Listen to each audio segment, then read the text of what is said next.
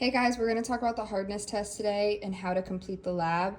And so to start, in order to turn on and off the machine, there's a switch back here that's off, that's on. And then you're going to take your specimen, which is just a piece of metal. You're going to slide it onto the stage. And then you will start with the 10 times lens. And the green light shows you where you'll be looking. After that's clear, you're going to move to the 40 lens, just like that.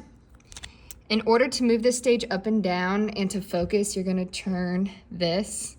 And so as you see, the stage goes down and now we can see a green light.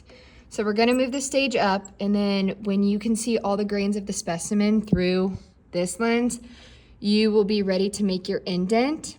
And so to do that, you're gonna turn from the 40 to the indenter.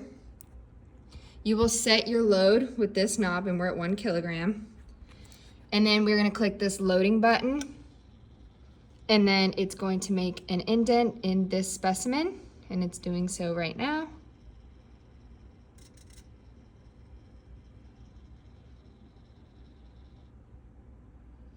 It's all done. So there is now an indent in that piece. You turn back to the 40 lens, you look through the microscope, and there will be 2 lines.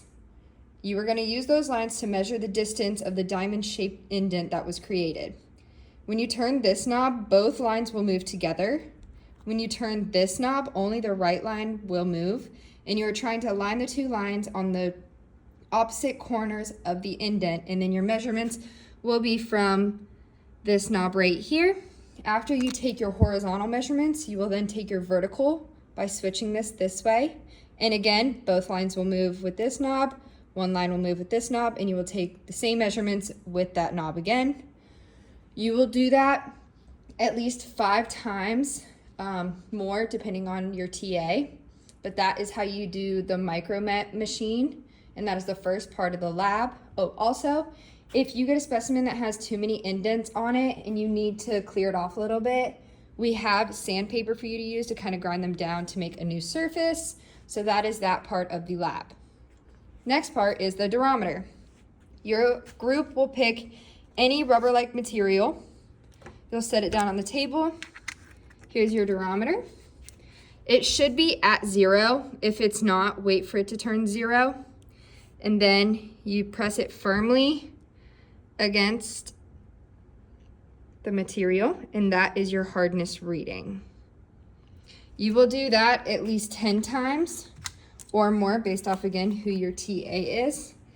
And then you guys will be measuring the uncertainty as long as the hardness values of these 2 parts of the lab.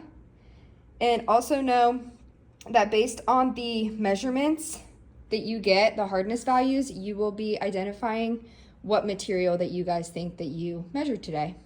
So that's the hardness lab, and yeah, good luck, you guys.